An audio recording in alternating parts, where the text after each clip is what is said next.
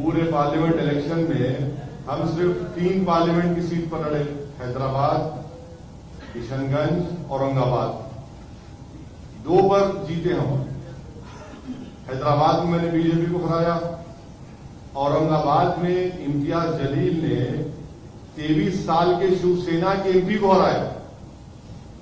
आज महाराष्ट्र में कांग्रेस शिवसेना के साथ है। अब ये सवाल कांग्रेस से कोई नहीं पूछते।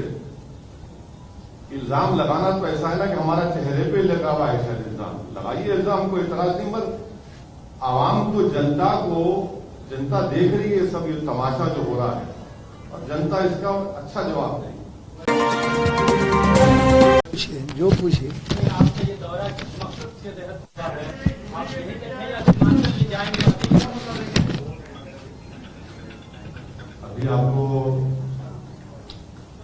यूडीएसए के कन्वीनर जनाब वीरेंद्र प्रसाद साहब ने आपको पूरी तफसील बताई। यूनाइटेड डेमोक्रेटिक सेक्युलर अलायंस इसका फुल फॉर्म है, और कन्वीनर साहब तय करेंगे कि ये अलायंस कितने सीट पर बिहार में इलेक्शन लड़ेगा। असफर अलीमान साहब हमारे प्रदेश के अध्यक्ष हैं, वो इसके भी डिप्टी कन्वीनर हैं, जो बैठकर कन्वीनर साहब के साथ पूरा तय करेंगे कि कितने सीट पर इलेक्शन लड़ना है, कहां से लड़ना है, किस जगह पर लड़ना है। और हमको यकीन है कि इंशाअल्लाह बिहार की जनता की हमको पूरी ताईद, उनकी मोहब्बत से उनको नवाजेंगे, और इंशाअल्लाह ज्यादा सीटों पर हमारे कैंडिडेट कामयाब है। पहले से जारी आपकी लिस्ट खारिज होती है क्या? पहले से चाहिए? नहीं, पहले खारिज नहीं होती, बल्कि अब जब हम वीरेंद्र प्रसाद यादव साहब के लीडरशिप में एक अलायंस बना है यूडीएसए, तो जाहिर है आपके साथ बैठकर आप फैसला करेंगे कितने सीट पर लड़ना, कहां से लड़ना, तो जाहिर एक नए सिरे से उस पर काम होगा। इसी तरह का एक अलायंस बना था यूडीए, या और भी दल यशवंत सिन्हा के साथ अलायंस बना था यूडीए। मैं बता दूं, एक मिनट, क्या और भी दल आपके गठबंधन में शामिल होने वाले हैं? यकीनन हम तो वेलकम करेंगे। कन्वीनर साहब बात कर रहे हैं बहुत से लोगों से, अभी इतना जल्दी होगा उनके बारे में बोलना, और हमको यकीन है कि बहुत से लोग उसमें शामिल हैं। पप्पू यादव से परहेज तो नहीं होगी? अब ये सब बातें जो है, जैसा साहब अभी तो शुरुआत हुई है, जब आगे बढ़ेगा तो मालूम हो जाएगा। कितने सीटें पर मालूम नहीं? वही तो अभी आपसे कहा हमने कि बैठकर बातचीत करके सीट का कितने सीट लड़ेंगे, कहां से लड़ेंगे, वो पूरा आपको बताया जाएगा। सर, आप हमेशा SC/ST की बात करते हैं, SC/ST को कितनी सीट मिलेगी आपके यहाँ से? अभी आपके स्टेटमेंट में आपने सुना होगा कि वंचित समाज को कौमी धारे में लाना बहुत जरूरी है। यकीनन उसके सामने जो कॉन्स्टिट्यूशन रिक्वायरमेंट है, इतना जल्दी आपके सामने कोई पार्टी कन्वीनर के अलायंस की पूरी सीट का तो जिक्र करना कोई पार्टी नहीं करती है। देखेंगे बिहार में SC/ST समाज के कितने प्रतिशत लोग आपके साथ होंगे? क्या लगता है, कैसा काम हुआ है, आप पर कैसा विश्वास है उनको? अब देखिए, कोई पॉलिटिकल पार्टी ये नहीं, कोई हमारे साथ नहीं, बराबर बहुत ज्यादा तादाद में हमारे साथ है, और उनको पूरा यकीन है, क्योंकि एक सीनियर पॉलिटिकल लीडर हमारे साथ है, जिनकी जिंदगी पॉलिटिकल शुरुआत ही हो उसी समाज के अपलिफ्टमेंट के उसके ऊपर हुई है। यकीनन इंशाअल्लाह बहुत अच्छे तरीके से हमारे साथ आएंगे और उनको साथ लेके चलेंगे। सर, नीतीश कुमार बिहार की सत्ता पर 15 सालों से काबिज है, विपक्ष से तेजस्वी यादव से कुछ बातचीत हुई थी आपको? नहीं, हमसे तो कुछ नहीं।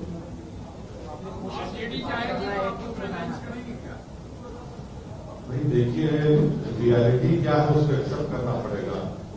आप पूछकर बता दीजिए आरजेडी से हमको। आरजेडी के लोग कहते हैं कि हमारा वोट काटने आ गए। हाँ, ये तो अब ऐसा है ना कि पार्लियामेंट इलेक्शन में कितने आरजेडी के जीते एमपी?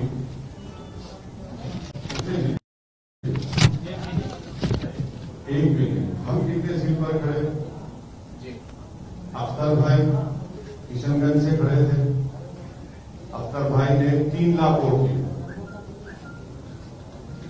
जेडीयू के कैंडिडेट ने 3,25,000 दिए, और कांग्रेस के कैंडिडेट ने 3.5 लाख।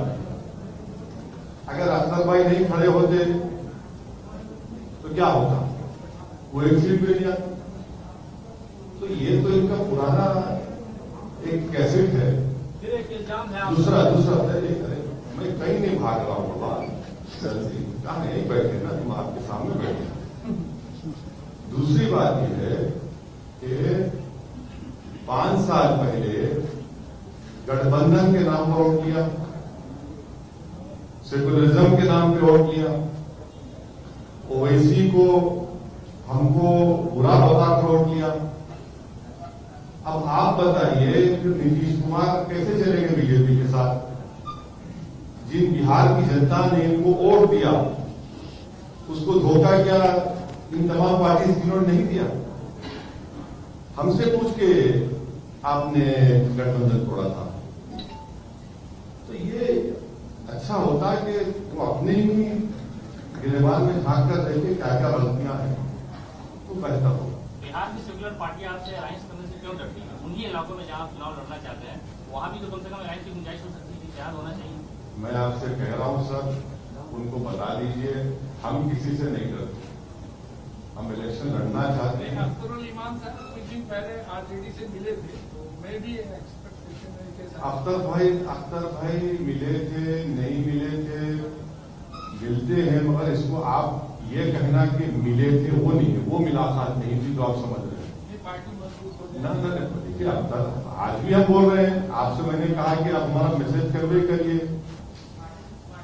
बताइए क्या बोलते हैं वो अपने नुमाइंदे को मिल रहा है। ना, वो भाव नहीं दिया क्या सर आरजेडी की तरफ? हाँ, भाव नहीं दिया क्या आरजेडी की तरफ? आरजेडी की तरफ भाव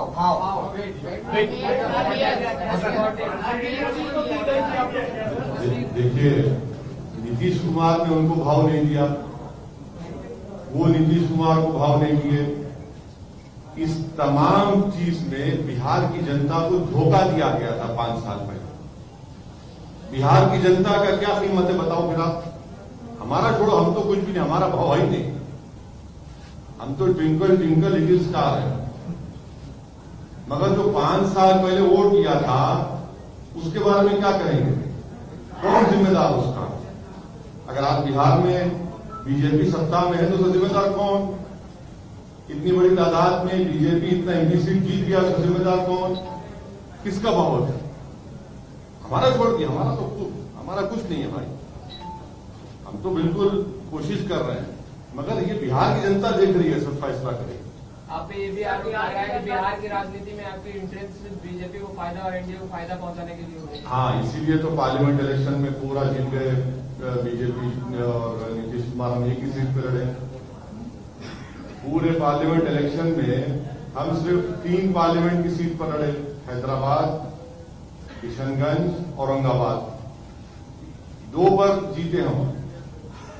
हैदराबाद में मैंने बीजेपी को हराया, औरंगाबाद में इम्तियाज जलील ने 23 साल के शिवसेना के एमपी को हराया।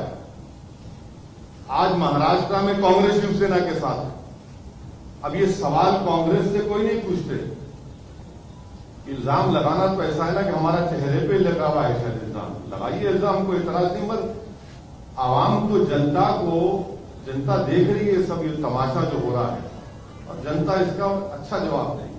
वैसे तो ओवैसी का सवाल है कि यहाँ पे बिहार में लड़ाई एनडीए वर्सेस महागठबंधन माना जा रहा है। वैसे में अगर आप जब अपने उम्मीदवार उतारेंगे और भी आपको क्यों लगता है कि आपकी राय है या सवाल आ जाता है, सवाल नहीं, आपकी राय है या फिर ऐसा आपका ओपिनियन है? ले लेते हैं, अगर परिणाम सुन लीजिए। हाँ, आप एक और गठबंधन बनाने की कोशिश कर रहे हैं, लेकिन जो वोट बैंक के आप दावा करते हैं वो वोट बैंक तो महागठबंधन के पास नहीं माना जाता है, तो कहीं न कहीं वोटों का बंटवारा होगा। महागठबंधन अभी रहा कहां?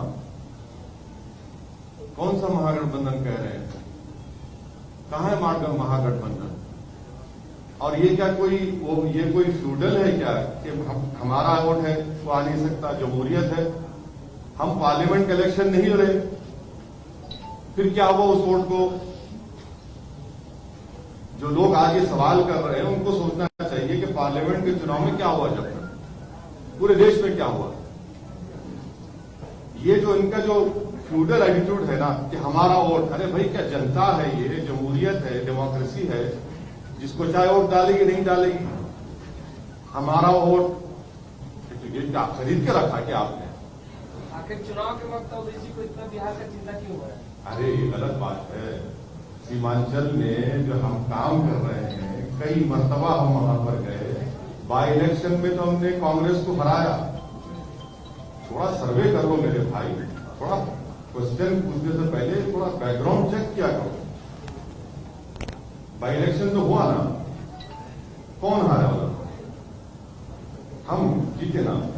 जरा थोड़ा तेजस्वी यादव बेरोजगारी और पलायन के मुद्दे पर चुनाव लड़ने जा रहे हैं। आपका मुद्दा क्या होगा? आप बिहार के लोगों को क्या देने वाले? हमारे कन्वीनर साहब,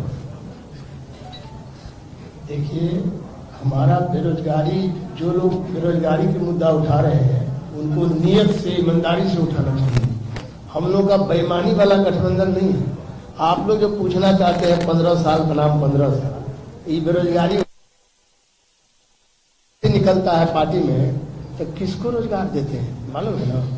हरियाणा से कि वहां से, राजस्थान से आ जाता है, पता है ना? अने मैं सच, आप जो सवाल पूछ रहे उसको करो। बेरोजगारी का कोई वैकेंसी निकला था आरजेडी में, दोनों वैकेंसी बाहर चला गया। आपका अपना आगे क्या भरोसा है कि आगे क्या होगा?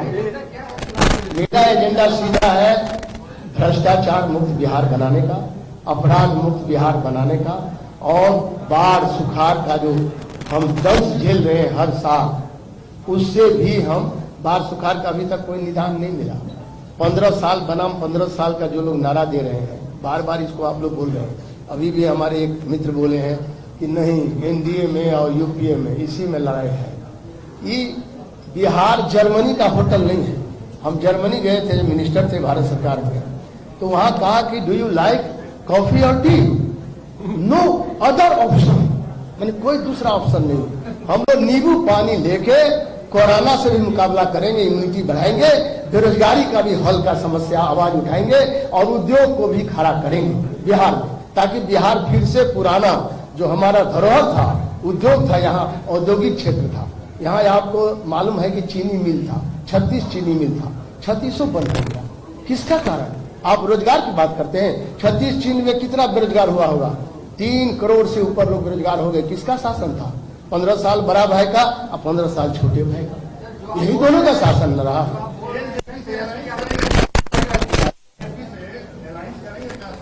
अब देखिए, हाइपोथेटिकल क्वेश्चन का, I am not going to answer you.